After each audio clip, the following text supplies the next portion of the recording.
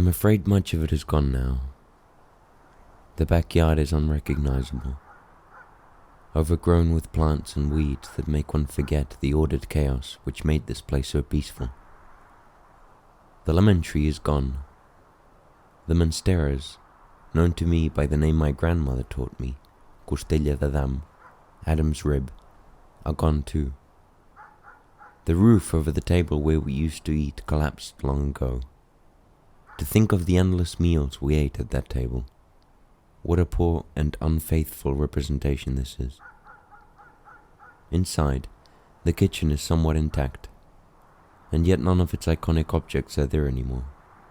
That ridiculously big radio which had to be plugged in from the outside because the kitchen plugs didn't work.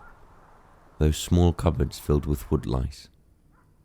Every summer, as soon as we got there, it was as if we had to grease the wheels of the machine that was the house.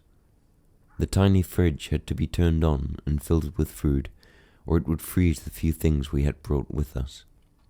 The sheets had to be changed and slept in before the beds became inviting. But none of us minded any of it. It was part of why we liked coming here. But no one has put life into the house for years now, and it has collapsed, given up. What is a ruin if not a skeleton? Remains that hold no resemblance to what came before. How sad it is to see a house stripped of all that which made it a house. I head into the room where my brother and I used to sleep. The humidity is gone. The sun can come through now, and it's dried up the walls.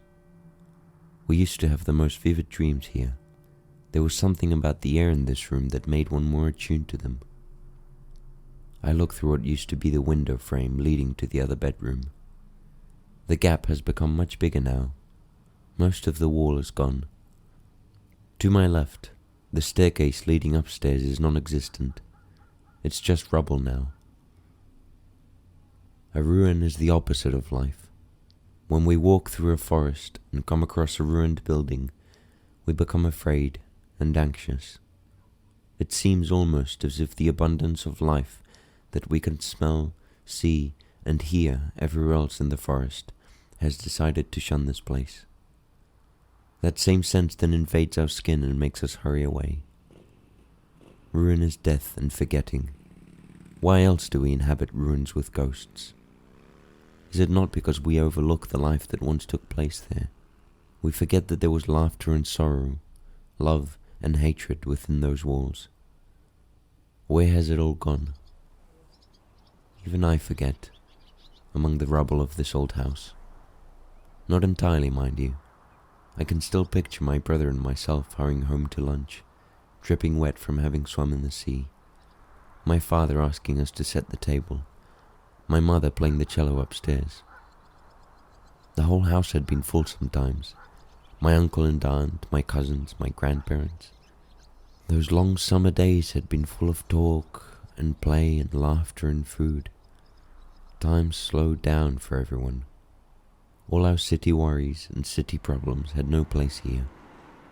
We were allowed to be. I guess I've answered my own question. Even if romanticized and incomplete, my memories are what is left of those times. That and this empty ruin. I almost feel a resentment towards it, or towards time for treating it in such a way.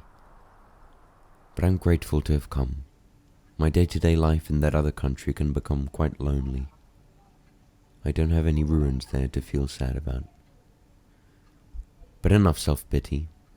I know that sooner or later I will share laughter and food with my own children and grandchildren.